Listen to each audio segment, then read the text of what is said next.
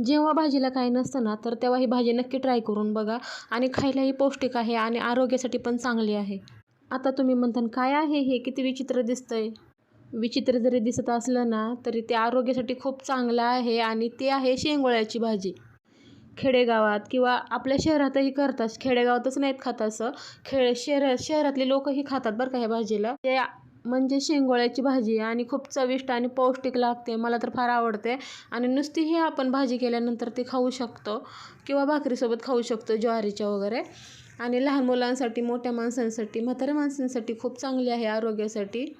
काय आहे माहिती आहे का, हुलगे असतात ना, जे आपण मटकीमध्ये वगैरे घालतो, भिजवलेले असतात, पण भिजवलेले नाही, आपले कोरडे असे सुके हुलगे असतात.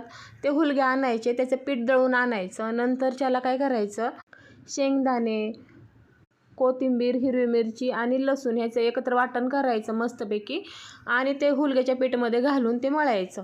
मळल्यानंतर हळद वगैरे अजिबात घालायची नाही. बिना हळदीचीच ही भाजी असते आणि विचित्र जरी दिसत असले, कलर जरी नसला दिला, तरी अशी छान लागते ही खायला. आणि ते पीठ मीठ वगैरे घालून मळून घ्यायचं. मग एका साईडला काय करायचं, जिऱ्याची फोडणी द्यायची आणि त्याच्यामध्ये आपण जे वाटण केलं होतं ते वाटण वगैरे घालून घ्यायचं. तुम्हाला घालायचं असेल तर मिरची आणि लसूणचा ठेचा वगैरे घालून खाऊ शकता किंवा म्हणजे नाही का तिखट लागण्यासाठी वगैरे. आणि नंतर त्याला पाणी टाकून उकळी येऊ द्यायची. नंतर त्याला जे आपण पीठ मळलं होतं ना, त्यातला थोडासा भाग त्याच्यामध्ये टाकून तो कालवून घ्यायचा, म्हणजे घट्टपणा येतो. आणि हे आपण शेंगोळे केले होते ना, तर त्याची रेसिपी हवी असेल ना, तर मी पूर्ण रेसिपी देईन तुम्हाला.